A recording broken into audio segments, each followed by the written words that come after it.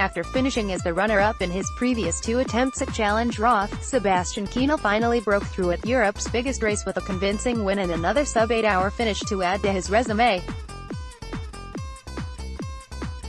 It's a resume that already includes 3 world titles, 2 at Ironman 70.3 and 1 in Hawaii, and he'll be on the short list of favorites at this year's Ironman World Championship, along with countrymen Frodeno and Lange. We sat down with Sebi just a few hours after he broke the tape in Roth to talk about what it means for his legacy and future. Triathlete, you came out of the swim with the lead group in well under 50 minutes. Those both have to be firsts for you. Was this the best swim of your career?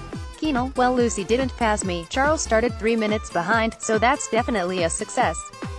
I thought she'd catch me and put another 2 minutes on me.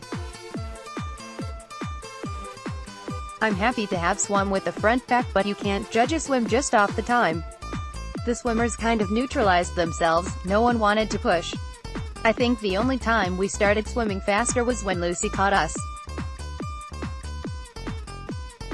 Triathlete.com, was it both you and Cameron, WURF, pushing the pace on the bike, or was it more him pushing and you trying to keep up? Kienle, I was only in the lead for about 300 meters for the whole 180k, so it was all him. There's no better guide to follow if you have the legs and balls to go for it. I would say I had the balls today, but not the legs the whole way. But I knew there was no way the rest of the guys could hang with that pace.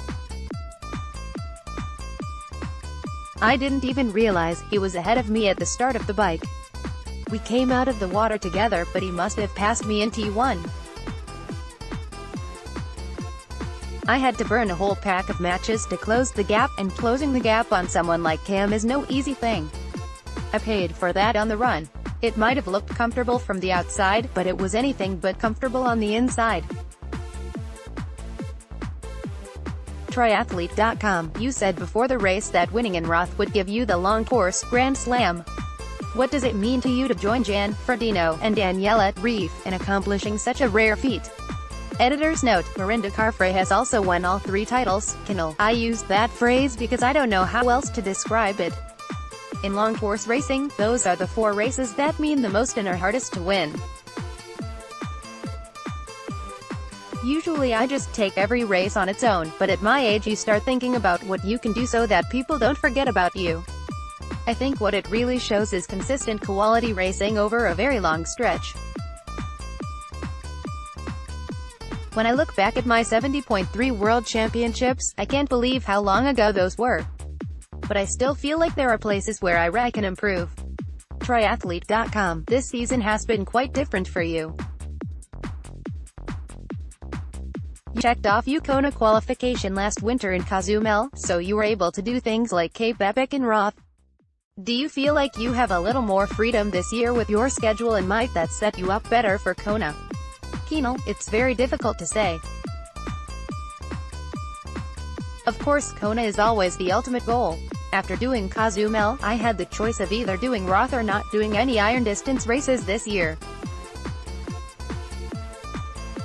We took a lot of time to discuss it and look at it from every perspective. I think it's important to have one important race in the summer, then a short stretch of relaxation so that I can really focus on the build-up to Kona. One thing that will be different is that I probably won't race the 70.3 World Championships in South Africa. Right now I'd say I'm definitely not going to do it, but there might be a last-minute decision to race it. I think it's too much traveling right before Kona. Triathlete.com, so what's the build-up to Kona look like this year? Kienle, first I'll do a block of altitude training and then I think I'll fly over to race 70.3 Santa Cruz as a final tune-up. From there I'll go straight to Kona. I've always gone to Kona a long time out from the race, so 5 weeks prior to the race I'll be there to do my last big block. Triathlete.com, you've had some memorable finishes in your career, but this finish line is pretty unique. Can you think back to a few hours ago and what was going through your head as you entered the stadium and 10,000 people were going absolutely crazy? Kienle. I can keep on searching for some words to describe the finish, but there's really no way to describe this finish line. That's the sad thing with these moments.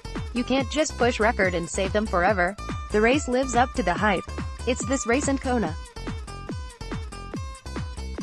The only thing that was missing was a super close battle like the women had today.